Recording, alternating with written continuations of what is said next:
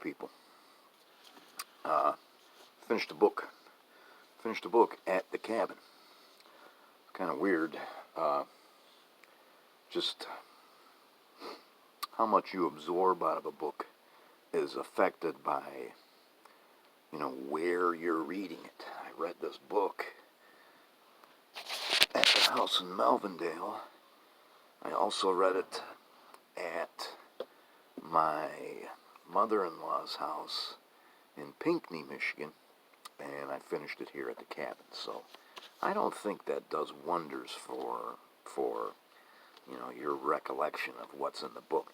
This was a very good book, The Dust of Empires, and it's subtitled The Race for Mastery in the Asian Heartland. There was a lot of stuff in here that I was unfamiliar with, and so, like a lot of books, this, opened up new questions for me. I'm going to have to read up more on some of this stuff. Let's get right to the notes. This book was published in 2003. This is a first edition, 214 pages, and this is very thick pages, and it's the uneven pages. You're never going to see it, but I don't know. I suppose they do that to try and make it easier to turn the page. I don't know, but I kind of like that. Page 13.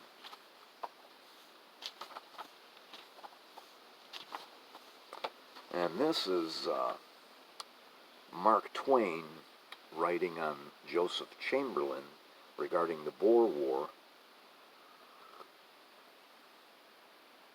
I gotta find it.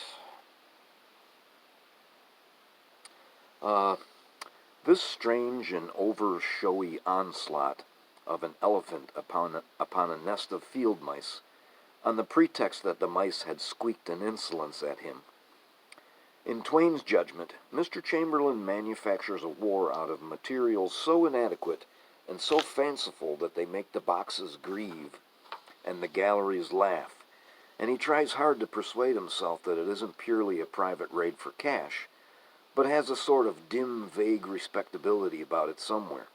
If he could only find the spot, and that by and by he can scour the flag clean again after he has finished dragging it through the mud. This book is basically, I also wrote there that Twain had some special venom for Roosevelt and the Philippine War, which was the Spanish-American War, and it kind of turned into the Philippine War. This book is about colonialism, and it's also about modern times where the great powers, the empires, they don't really have colonies anymore, but they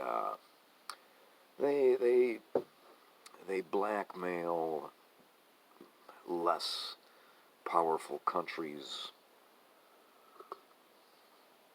by saying things like, hey, if you let us have an air base here, we'll sign a treaty with you saying we protect you, and shit like that.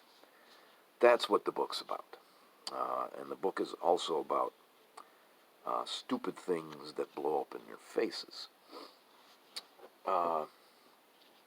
The U.S. and Great Britain engineer a coup in Iran and install the Shah. Mostly the U.S., but Great Britain is there also. They actually use paid protesters, and this is the thing, I lived through some of this, and the media here kind of failed me because I didn't get any of this information.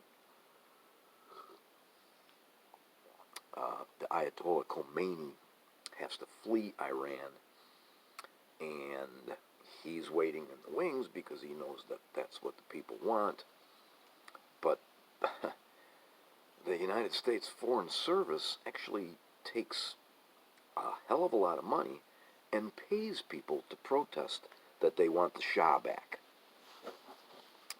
Second and third paragraph, page 78. So, all of that led to the hostage situation, which led to some of our special forces burning up in the desert and some of our planes and helicopters. Second and third paragraph, page 78. Widespread riots followed the sermon and led to the Ayatollah's arrest, conviction, and imprisonment until his release 9 months later. Soon after Khomeini's release, President Lyndon Johnson offered the Shah U.S. military advisors and a credit line of $200 million for weapons, providing Iran adopted the Status of Forces Agreement, the SOFA Agreement, giving American personnel immunity from local laws. The SOFA measure was rubber-stamped by the Majlis, now a caricature of its former self, its two parties having earned the popular nicknames Yes and Yes Sir. There followed this thunderclap from Qum, that's spelled Q-U-M, and the thunderclap is coming from Khomeini. Does the Iranian nation know what has happened in recent days in the assembly? Does it know what crime has occurred surreptitiously? Does it know that the assembly, at the initiative of the government, has signed a document for the enslavement of Iran? It has acknowledged Iran as a colony. It has given America a document attesting that a nation of Muslims is barbarous. It has struck out all our Islamic and national glories with a black line. If the Shah should run over an American dog, he would be called to account. But if an American cook should run over the Shah, no one has any claims against him. I proclaim that the shameful vote of the Majlis is in contradiction to Islam and has no legality. If the foreigners wish to misuse this filthy vote, the nation's duty will be clearly specified. Third paragraph, page 80.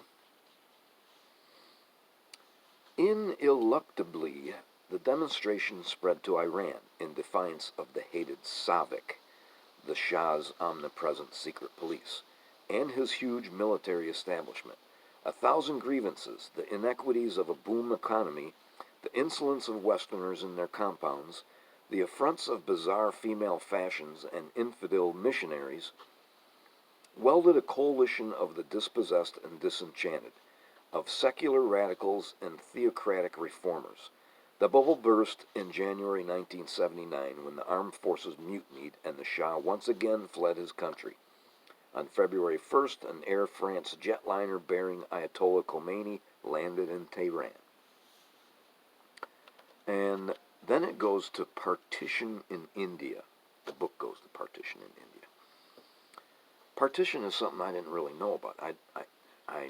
I'm going to have to read up. As much as I've read about the Raj, I didn't know about partition. I haven't read anything, and I got a beautiful autobiography of Gandhi sitting at the house in Florida, and I haven't read it yet. Just a couple of days before the British withdraw from India, they partition the country. Pakistan is not an old country. It's only from 1947. Third paragraph, page 101. And after they partition the country, then comes the bloodbaths. The Hindu versus the Muslim. Third paragraph. That the Pashtuns were indomitable was confirmed by Britain's defeat in the First Afghan War, 1838 to 1840.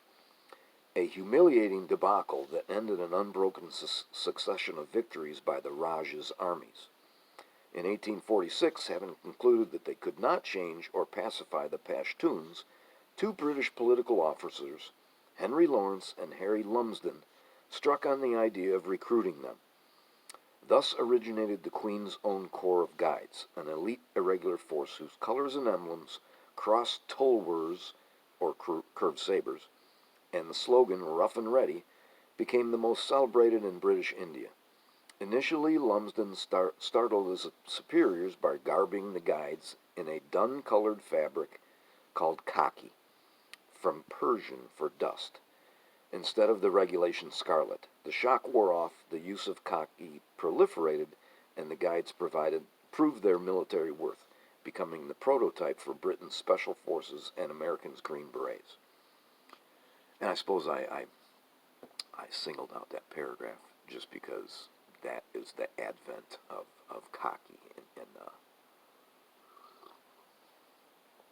in uniforms. First and second paragraph, page 135.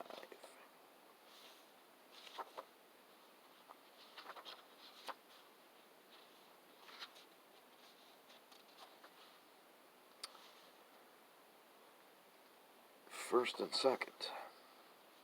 To fight the Soviets, the CIA provided weapons and funds, this is Afghanistan, exceeding $3 billion to the Afghan resistance. After the Russians vacated, the U.S. aid dwindled to a pittance. Anger at being treated like discarded mercenaries turned thousands of resistant fighters into easy converts for Islamic jihadists. No American has followed this conversion more closely than Mary Ann Weaver of the New Yorker. In her Portrait of Egypt, 1999, she recounts a conversation with Sheikh Omar Abdel Rahman, the blind Egyptian clergyman jailed for his role in the truck bombing of the World Trade Center. In 1985, Sheikh Omar journeyed to Peshawar, where he was driven in a U.S.-supplied vehicle to a Mujahideen trading camp. There he fell under the spell of Gulbuddin Hekmatyar. My strongest emotion was pride, he recalled.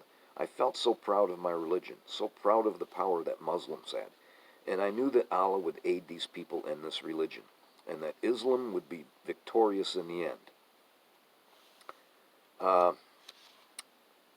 This is the Mujahideen that we trained, we armed, we funded, and then we abandoned.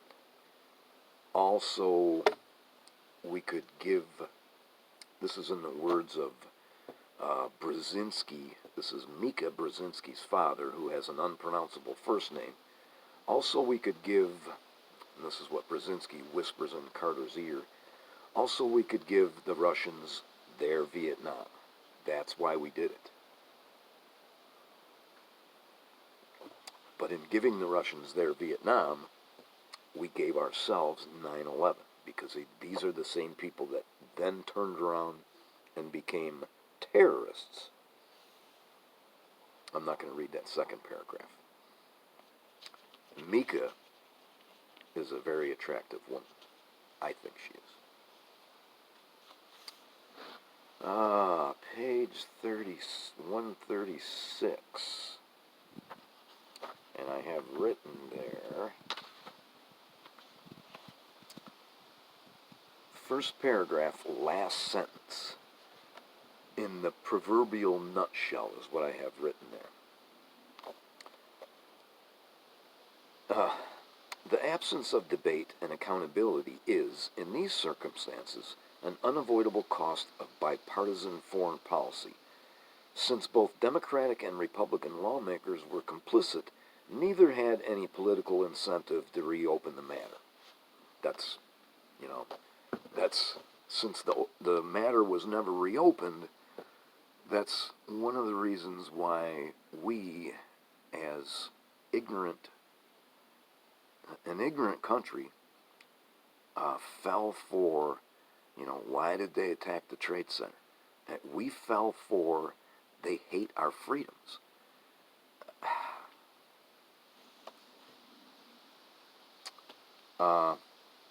Charlie Wilson's War. There was a movie. They made a movie out of this. And it starred Tom Hanks. And I never watched the movie, but I can just imagine it was probably funny, and you got to really like Charlie Wilson. And Charlie Wilson helped funnel money to the Mujahideen.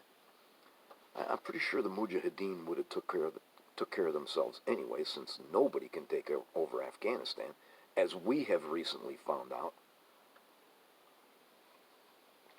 But instead of re-examining our foreign policy, we make a cheerful movie about it. And then this quote that I wrote down here was supposedly spoken by Karl Marx, and he's talking about Louis Napoleon, the Second Empire, and Karl Marx says, history has repeated itself, first as tragedy, then as farce. And then the last part of the book is Central Asia.